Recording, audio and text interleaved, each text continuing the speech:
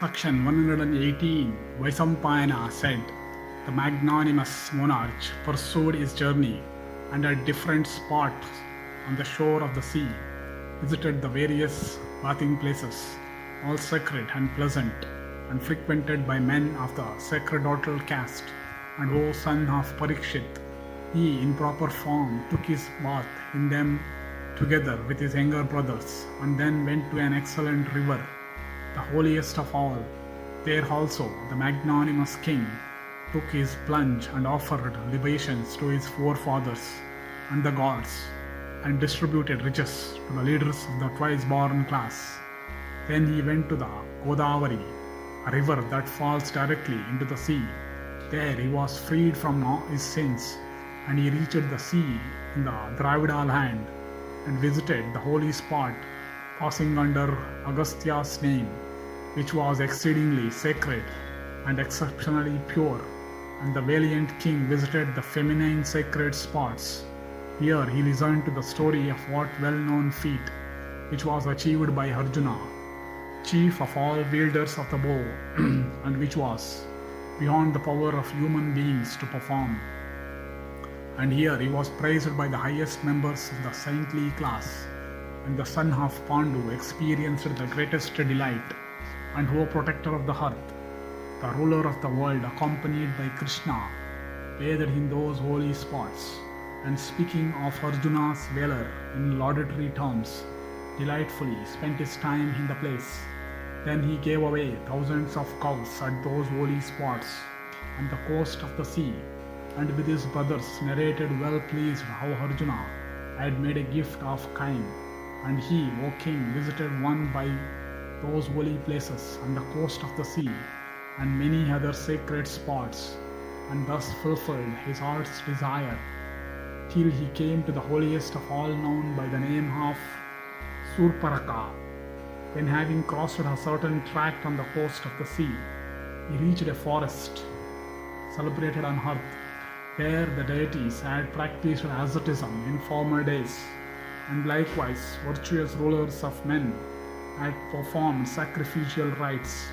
There he, possessed of long and lusty arms, beheld the celebrated altar of Rajika's son, who was the foremost of all wielders of the bow, and the altar was girt round by hosts of ascetics, and was fit to be worshipped by persons of a virtuous life.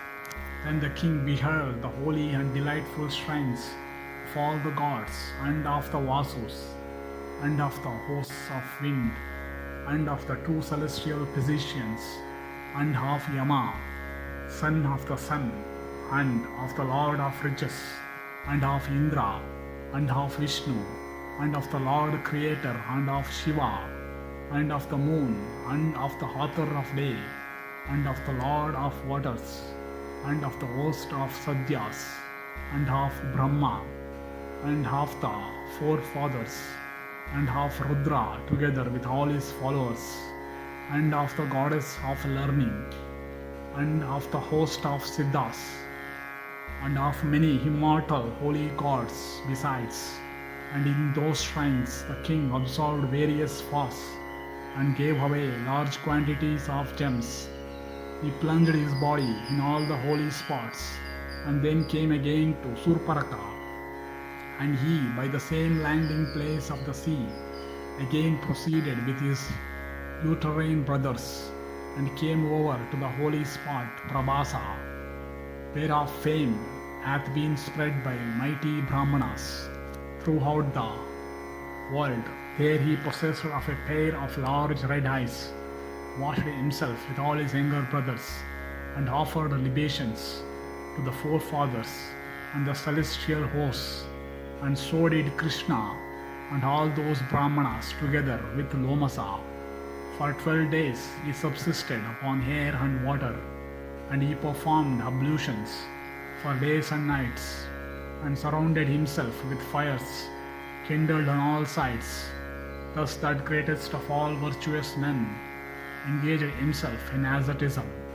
While he was acting thus, information reached both Balarama and Krishna that the king was practicing penances of a most austere form, and those two leaders of the entire Rishni tribe, accompanied with the troops, came to Yudhishthira of Ajamida's race. And when the Rishnis beheld that the sons of Pandu lay down on the ground, their bodies besmeared all over with dirt, and when they beheld the daughter of Drupada in a sad state, their grief was great, and they could not refrain from breaking out in loud lamentations. Then the king, whose courage was such that misfortune never could cast him down, cordially met Rama and Krishna and Samva, Krishna's son, and the grandson of Sini and other Rishnis, and paid honor to them in a suitable form, and they also in return paid honor to all of the sons of Pritha, and were primarily honored by Pandu's sons. And they seated themselves round about Yudhishthira, as round Indra, O king, are seated the celestial hosts. And highly pleased, he recounted to them all the machinations of his adversaries, and how also he had resided in the forest, and how Arjuna had gone to Indra's abode in order to learn the science of arms. All this he related with a gladdened heart, and they were happy to learn all this news from him. But when they saw the Pandavas so exceedingly lean, the majestic and magnanimous Rishnis could not forbear shedding tears, which spontaneously gushed from their eyes on account of agony they felt. Endeth the 118th section in the Tirtha-yatra Parva of the Vana Parva.